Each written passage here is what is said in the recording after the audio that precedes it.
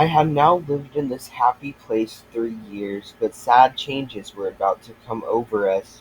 We heard from time to time that our mistress was ill. The doctor was often at the house, and the master looked grave and anxious. Then we heard that she must leave her home at once and go to a warm country for 2 or 3 years. The news fell upon the household like the tolling of a death bell. Everybody was sorry, but the master began directly to make arrangements for breaking up his establishment and leaving England. We used to hear it talked about in our stable. Indeed, nothing else was talked about. John went about his work silent and sad, and Joe scarcely whistled. There was a great deal of coming and going. Ginger and I had full work. The first of the party who went were Miss Jessie and Flora with their governess. They came to bid us good-bye.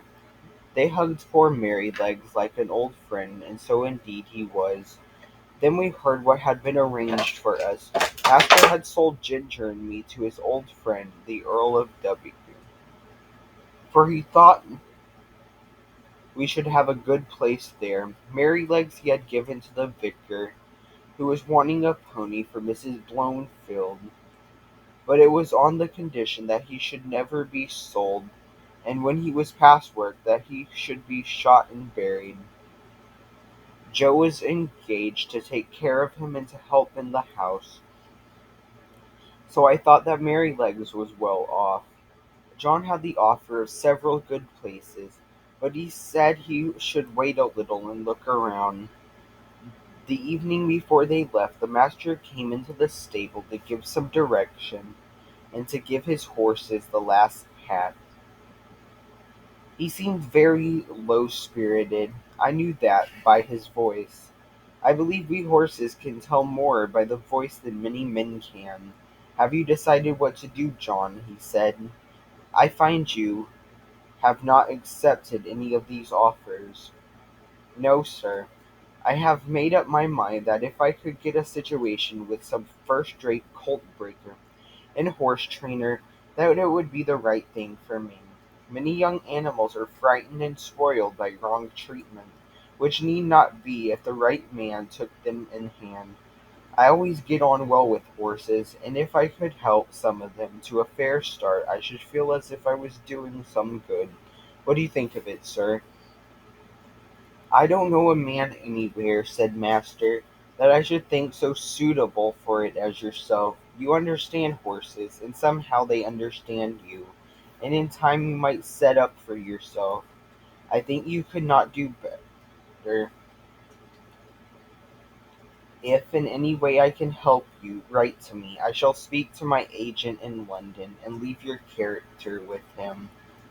Master gave John the name and address, and then he thanked him for his long and faithful service, but that was too much for John. "Don't, sir, I can't bear it. You and my dear mistress have done so much for me that I could never repay it.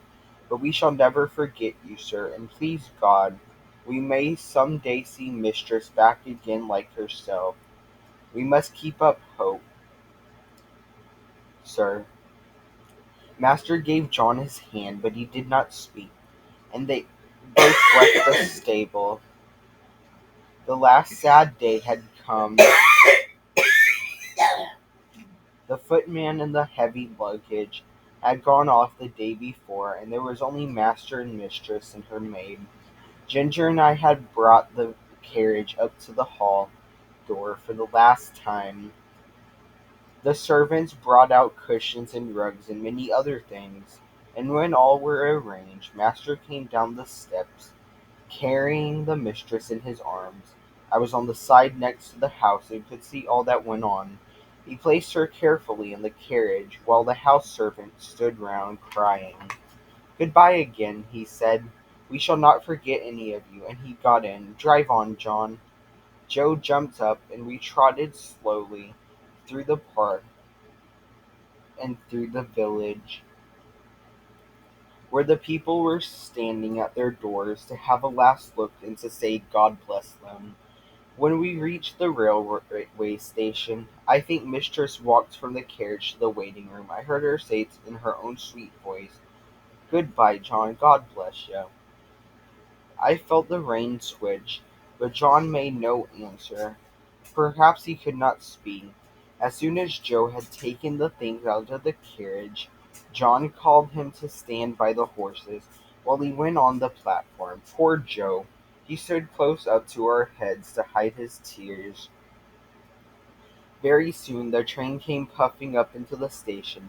In 2 or 3 minutes, and the doors were slammed to, the guard whistled, and the train glided away, leaving behind it only clouds of white smoke and some very heavy heart. When it was out of sight, John came back. "We shall never see her again," he said. "Never." He took the reins, mounted the box, and with Joe drove slowly home. But it was not our home now.